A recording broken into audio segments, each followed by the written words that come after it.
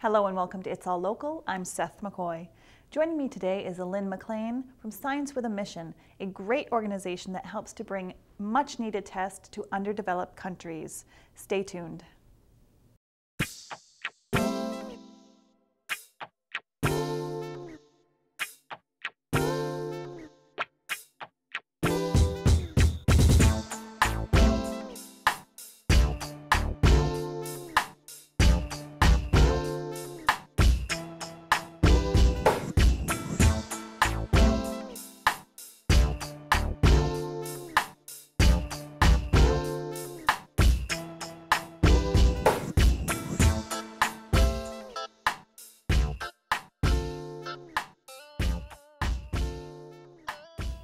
And joining me now is Alynne MacLean from Science with a Mission. Alynne, welcome to It's All Local. Thank you very much for having me here. So people at home are probably saying, Science with a Mission, what's that? So what is Science with a Mission?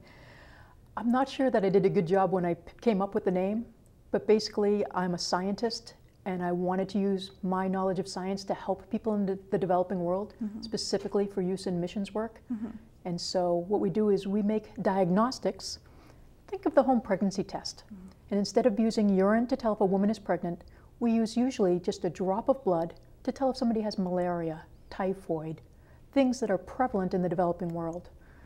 And so this is what we do. We use science for mission work. How did it all start? When did you sit back and say, this is really what I want to do? And what were you doing before Science with a Mission came to be? I decided when I was in 5th grade that I wanted to be a scientist. I don't know that that's every mother's dream for her little girl, but that's what I decided, and it stuck with me. So when I went to college, I went to school at Gordon College in Wenham, Mass. Wanted to be a chemistry major, and it's in between my sophomore and junior years that I went on a mission trip. And that was the first time I saw how people live in the developing world. And that really moved me. I wanted to help those people, and I couldn't figure out how me getting a degree in chemistry was ever going to help them. So I remember very clearly asking God when I was in Costa Rica to not let me forget what I was feeling. I knew it was real easy to go on trips abroad, be all psyched and moved in a certain direction, and then you go back to the US and things settle down and you forget all about it. And I didn't want to forget what I was feeling. And so I just asked him not to let me forget, and he honored that request. When I was graduating, a few years later, I had always planned to go immediately just straight to grad school. But I had to stop and think, is this what I'm supposed to do with my life? What am I going to do with my life to help these people in the developing world? And so being a Christian, wanting to help people in the developing world, at first I thought, okay, obviously I'm supposed to become a missionary, because that's what you do if you're a Christian and you want to help people in the developing world. So I prayed about it very specifically, but never felt called to be a missionary. So finally, I remember praying a prayer that went something like, okay, God, this is all your fault. You know, you're the one that gave me this love and passion for science. And you're also the one that's now given me this heart for your people in the poorest places of your world. And I don't understand how these two things go together, but if you show me, I'll do it. So I kind of then just forgot about that. I figured this is all up to God. I'll ignore that. I'll go on and get my PhD like I had originally planned. And I looked at graduate schools across the US and learned about a technology that at the time was brand new. We didn't even have the home pregnancy test yet. But at the University of Kentucky wrote to me about this work that they were doing, and I could see this great potential. This stuff that you could eventually use to diagnose people. Didn't have to use electricity, so you can get out to remote rural areas. You don't need to be a medical doctor to read the results.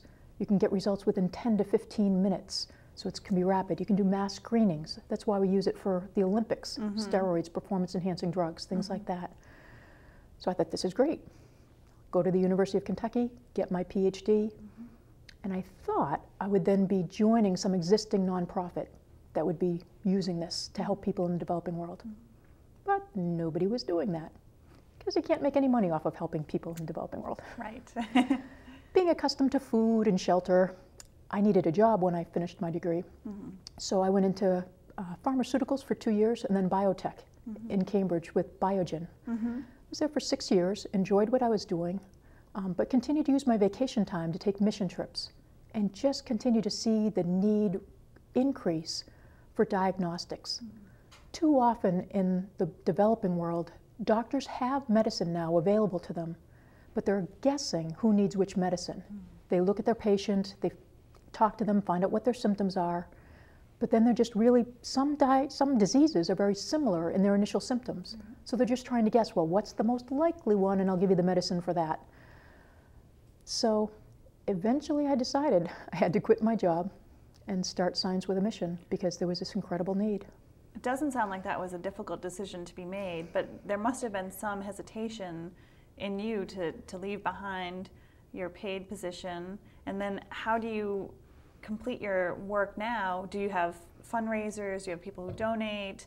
How does it all work? As my mom loves to say about me, I'm cheap to keep. So it wasn't as difficult for me as it might have been for some people to leave a paid position, but it certainly was nothing I ever was looking to do. Right. I'm not married. I'm the only one paying the mortgage and the electric bill. Would be nice to know that you have money coming in. But I really felt that, you know, God had placed me in all those places with the mission trip to Costa Rica in college, with the knowledge of this technology that I then went and specialized in college and grad school, and then seeing the need as I continued as an adult here back in Massachusetts. So I decided all I was called to do is try. So I quit my job. I figured I could go for about 2 years without any money. I knew at that time, then it'd just be yes or no. Either people catch on, they think it's a good thing, and they start helping us out, supporting it, or I go and I get a job back in industry again. So I called up my brother, who's a lawyer, told him he needed to figure out how to incorporate a nonprofit.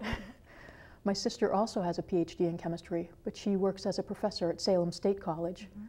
Salem State was wonderful to me in the beginning and enabled me to go up to their university, use their lab space for free. Students could work with me in spring semester, get research credit, and work on projects that they cared a great deal about. And I had company in the lab, so I wasn't going crazy being alone all day. So it worked out well all the way around. Over time, well, we went through the 501c3 process with the IRS, so we're nonprofit, tax deductible, so anybody that donates to us would get a tax donation. And it's just been very slow. Individuals choose to give to us. Some now give monthly, some give just once a year. There are churches that have put me in their missions budget. The Lions Club has given me money in the past. Different people, as they catch on and see this incredible need in this one little niche that I've found where I belong and where I can help people around the world, people are supporting us. So now I take a salary. Why should people care about Science with a Mission? For me, I was moved to begin this organization based out of my Christian faith. But I think for anybody that has a heart and a concern for other people, we can look around the United States and see lots of need. But in reality, the poverty level in other places in the developing world is far greater, and they don't have the support base available to them that we would have here in the States. So you can make a tremendous impact with a small amount of money and a small amount of effort in the developing world. And at the end of the day, we're all the same. It's just a matter of where we live and what our circumstances are. And I think what you're doing is amazing and great, and more people should give their time and energy to things like Science with a Mission. If we each do what we're capable of, we can turn this world around. That's amazing. We want to certainly let people know you don't have to give $8,000 to Science with a Mission. You can give any amount that you desire, and it's all helpful. It's all for a good cause. And I want to thank you, Alynne, for being here today to talk about Science with a Mission. And we'll have you back maybe down the road and talk about what you've done further. It's been wonderful being here. Thank you very much for this opportunity, Seth. You're welcome. That's going to do it for us here. Thanks so much for tuning in. We'll see you next time.